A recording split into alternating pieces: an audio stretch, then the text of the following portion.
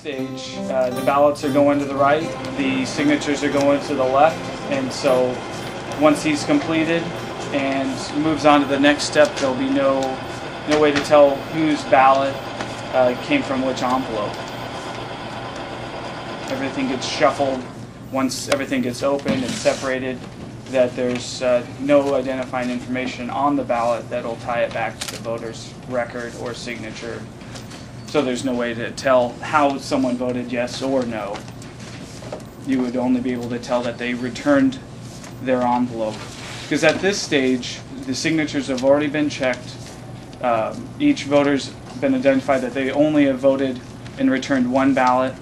Any signatures that haven't matched or were missing have been pulled aside and have not been brought to this stage yet. They're holding for our canvassing board. Oh yeah, well Amanda has already separated the ballots from the return envelope. So at this stage, we're just separating the ballot from the security envelope, which is the yellow envelope, and are getting it ready to be scanned into the election management system, which will allow us to get the ballots ready to be tabulated on election night. But you can see at this point the envelopes are only there so we can balance the number of ballots to the number of envelopes that have been returned, but there's no way to tell, what ballot that she's processing at this moment came from which envelope.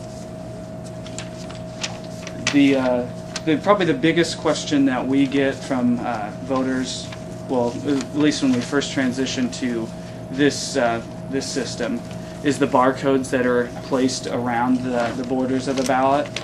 And we actually created a poster of what each of those barcodes means, because there's a theory that one of those may be the registration number or some way tied back to the voter, but they're actually not.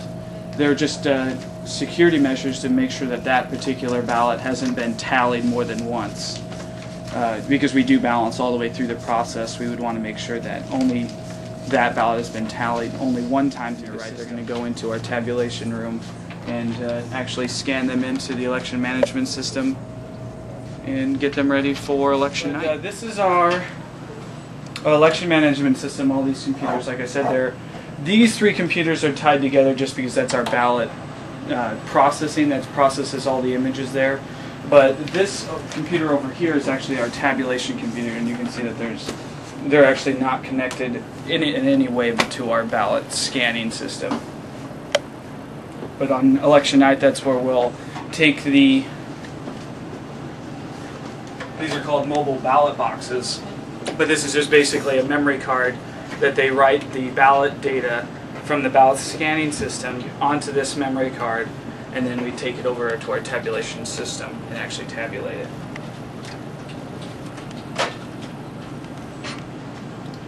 No single person with any voted ballots at any stage once they've been returned.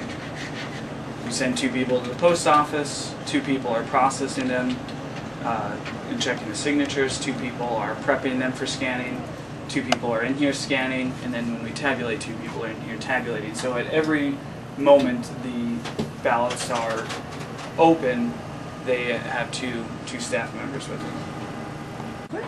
Yeah, this doesn't take very long. But I'm glad we can do it all before election night, because if we had to do this at 8 o'clock on election night, it would take us a long time to scan all these in. But it's not tabulating, so it's